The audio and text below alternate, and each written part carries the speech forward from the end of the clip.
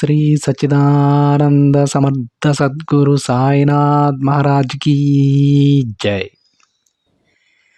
ముందుగా సాయి భక్తులందరికీ నమస్కారం అండి.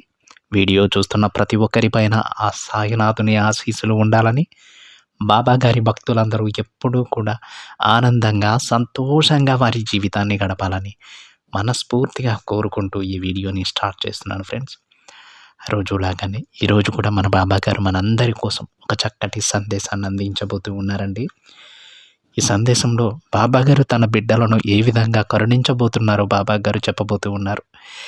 ఈ విధమైనటువంటి సందేశాన్ని బాబా గారి ప్రతి ఒక్క బిడ్డ వినాలని మనస్ఫూర్తిగా కోరుకుంటూ, మరి ఇక ఆలస్యం చేయకుండా బాబా గారు తన బిడ్డలతో ఏం చెప్పబోతున్నారో ఆ తండ్రి మాటలలోనే విని తెలుసుకుందాం. బాబా గారి విధంగా అంటూ ఉన్నారండి. బిడ్డ, నీవు నాలోని చైతన్య రూపమైన ఆత్మశక్తిని గుర్తిస్తే నీకు అన్ని విషయాలు వాటంతట అవే అర్థమవుతాయి. నేను ముక్తిని ప్రసాదించి రుణముక్తుణ్ణి చేయగలనమ్మా. చూడు బిడ్డ, ఈ తండ్రి నిన్ను ఆశీర్వదిస్తూ ఉన్నారు. నీవు నన్ను తలుచుకొని చేయి చాచినచో విభూది ప్రసాదం నీ చేతిలోకి వస్తుంది. నీవు ఎల్లప్పుడూ సాయి సాయి సాయి అని స్మరిస్తుంటే నీవు కోరుకున్నట్లు సప్త సముద్రాలనైనా సరే నీ చేతిలోకి తీసుకొచ్చి పెడతాను. నాకు, నా బిడ్డకు మధ్య ఎవ్వరూ అడ్డం వచ్చినా సరే నేను సహించను తల్లి. నీ పైన ఎవరు ఎన్ని కల్లబొల్లి మాటలు చెప్పినా సరే నేను వినను.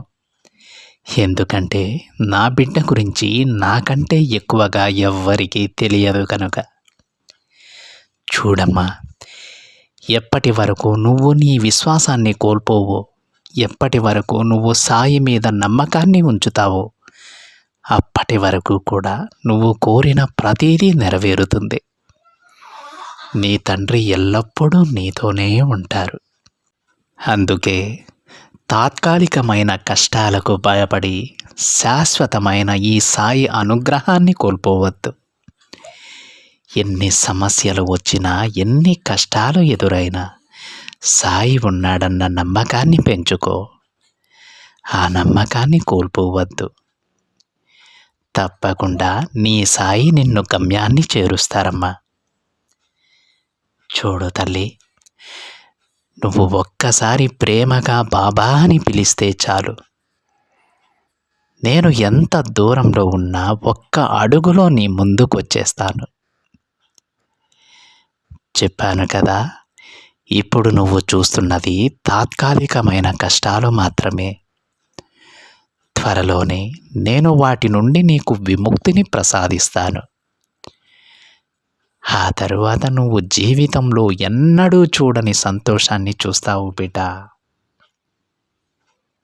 తల్లి, నీకు ముందే చెప్పాను కదమ్మా, నీకు నాకు మధ్య ఎవరొచ్చి ఈ బంధాన్ని చెడగొట్టాలని చూసినా సరే వారు తప్పకుండా కఠినమైన శిక్షను అనుభవిస్తారు తల్లి.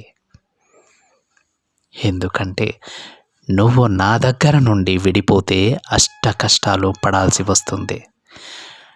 నా బిడ్డకి అలాంటి పరిస్థితి రావాలని చూసేవారిని నేను అంత తేలిగ్గా వదలనమ్మా.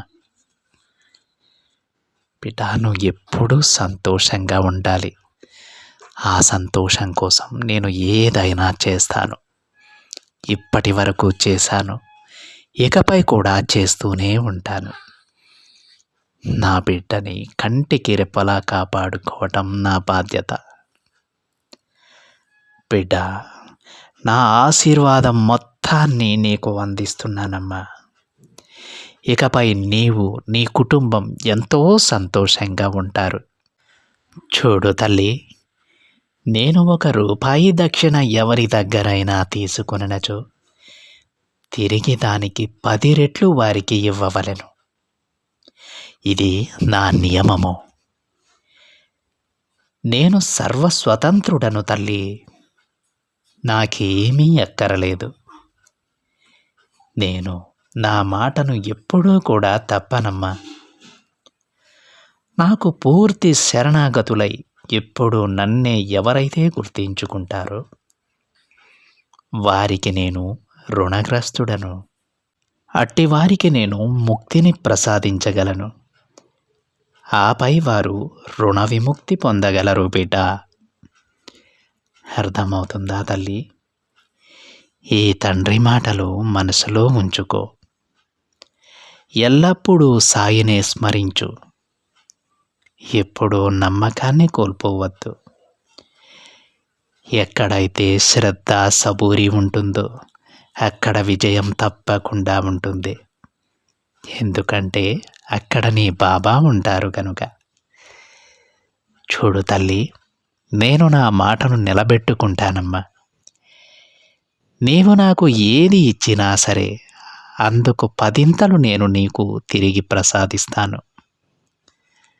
ఒకవేళ నీవు ఎప్పుడు ధర్మ మార్గంలో నడుస్తూ ఉంటే, సత్యాన్నే పలుకుతూ ఉంటే, నీవు ఏమీ నన్ను అడగకపోయినా సరే సర్వం నీకు ప్రసాదిస్తాను. ఇది నీ బాబా మాట. అర్థమవుతుందా తల్లి? ఇకనైనా సరే నీ బాబా చెప్పినట్లు నడుచుకో.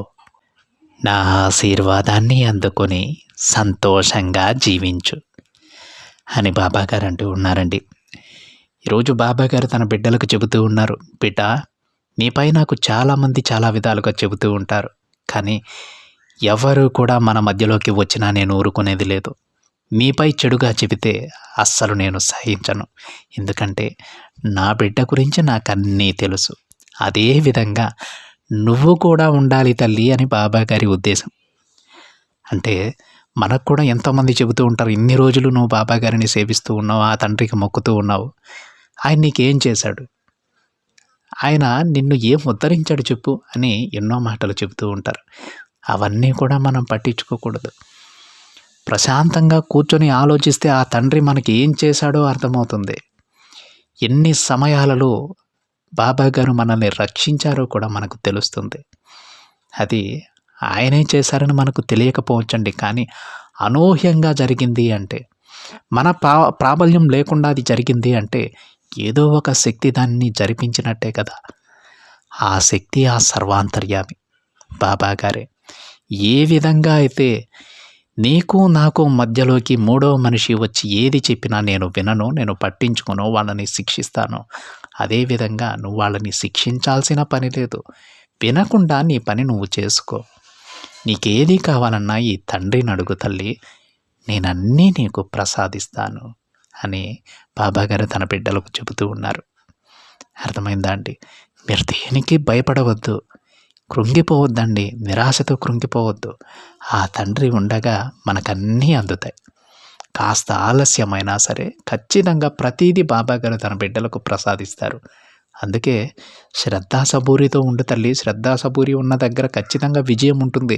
ఎందుకు విజయం వస్తుంది అంటే అక్కడే నీ సాయి కొలువై ఉంటాడు అని బాబాగారు తన బిడ్డలకు చెబుతూ ఉన్నారు. ఈ సందేశం ప్రతి ఒక్కరికి అర్థమైందని అనుకుంటున్నానండి. ఈ సందేశం విన్న ప్రతి బిడ్డ పైన ఆ తండ్రి కరుణా కటాక్షాలు ఎప్పుడూ ఉండాలని, ఆ తండ్రి ఆశీస్సులు ఎల్లప్పుడూ ఉండాలని మనస్ఫూర్తిగా కోరుకుంటున్నాను ఫ్రెండ్స్. ఇదండి ఈరోజు బాబాగారి సందేశం కనుక మీకు నచ్చినట్లయితే ఒక చిన్న లైక్ చేయండి ఫ్రెండ్స్. మరింత మంది మన బాబాగారి బిడ్డలకైతే ఈ సందేశాన్ని షేర్ చేయండి. మొదటిసారిగా ఛానల్ని చూస్తున్న వాళ్ళైతే తప్పకుండా సబ్స్క్రైబ్ చేసుకొని పక్కనే ఉన్న బెల్ ఐకాన్ని యాక్టివేట్ చేయండి. మరొక బాబాగారి సందేశంతో మరొక వీడియోలో కలుద్దాం.